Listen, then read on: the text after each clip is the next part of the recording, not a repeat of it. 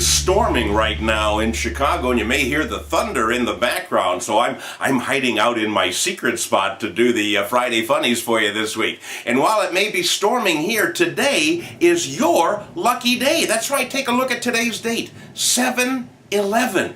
Huh? That means things are going to turn around for you. So what you should do is go out and buy a whole bunch of lottery tickets. And then when you win, it would be a very nice gesture to send like about 25% of the take to the guy who suggested that you buy the lottery tickets. That would be me. If you don't win, well, then I wasn't talking to you. But the Friday Funnies this week talk to everybody, so without further ado, here's the top stories that I found. Let's start out in Las Vegas, where police arrested a guy who stole beer, and then he hijacked a bus, and then he resisted arrest.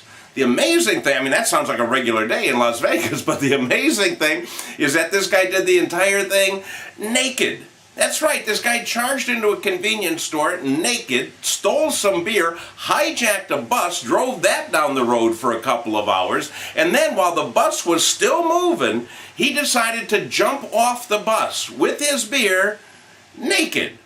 Now, I'm not one to say that stealing beer or hijacking a bus is a good idea, but I'll tell you by comparison, jumping naked off of a moving vehicle is possibly the stupidest thing I have ever heard. Two words come to mind: road rash.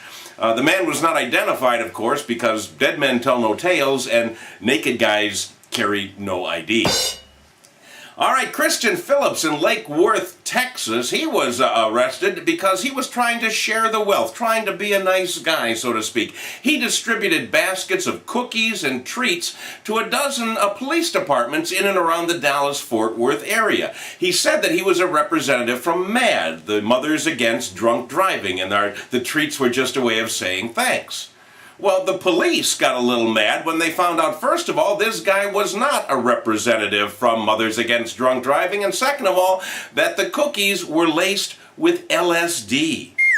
That's right, it took a little while for him to find the guy because a couple of the police officers who sampled a few of the cookies described him as a giant purple bunny with a rhino head and 16 arms and said he was singing a Beatles tune. But they finally got him.